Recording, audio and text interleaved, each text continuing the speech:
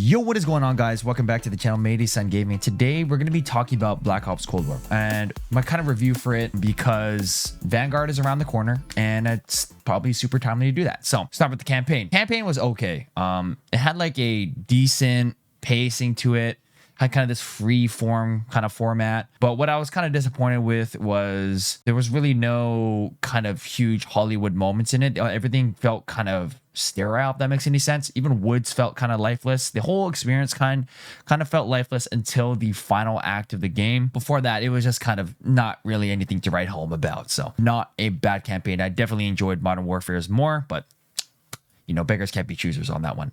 Multiplayer was fun at the start. If you've been watching my old channel, I had a lot of fun playing the multiplayer. It had more of a kind of classic Call of Duty kind of feel. So a lot of running around, higher time to kill kind of thing, and very different from Modern Warfare 2019. And a lot of people would argue that Modern Warfare 2019 is not a COD game, but I kind of prefer whatever Modern Warfare 2019 is doing. I like the flexibility of that, and I like the flexibility of play styles you can use and all the different kind of guns you can use.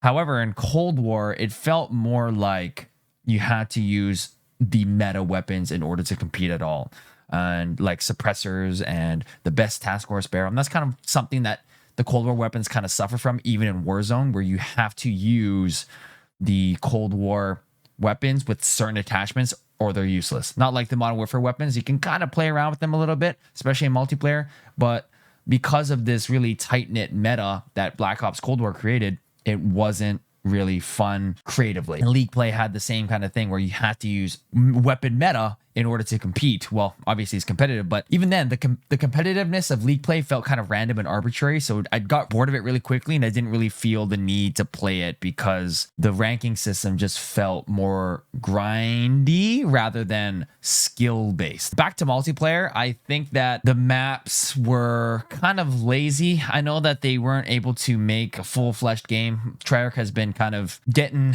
the short end of the stick for the last 2 or 3 years now, starting from Black Ops 4, but I think that we could have used a little bit more originality. There were a lot of remakes, and it was just a lot of the maps just feel kind of uninspired, and they aren't really that fun to play on because there's no clear power positions. And kind of just going from the Modern Warfare engine and philosophy to a kind of downgrade, if you can say that, kind of leaves a lot to be desired in terms of that. But I think people who like that kind of play style, like the old Call of Duty classic play style, will enjoy Cold War more. But I honestly just felt really bored playing that game, and I wouldn't stay on it as long as I would with Modern Warfare 2019. I still play Modern Warfare 2019 today, so I think that kind of says something about that.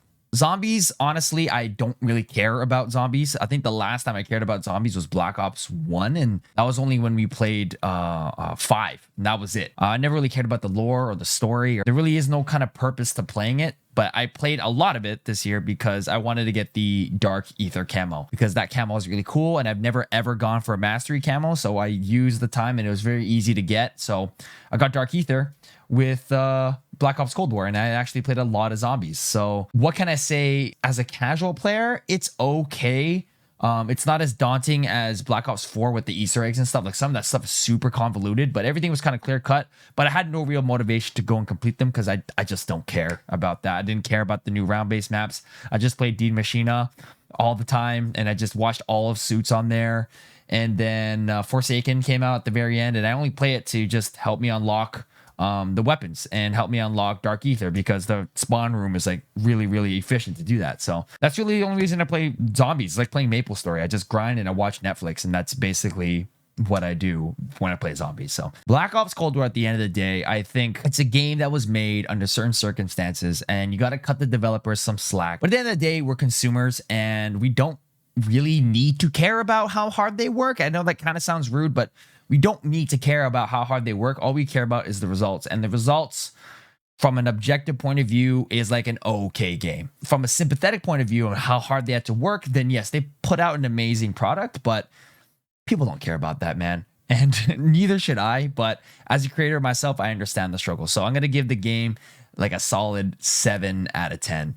Not amazing, but not bad, but it is boring. But anyway, guys, thanks so much for watching. For more Call of Duty news and updates, stay tuned right here on Young Out.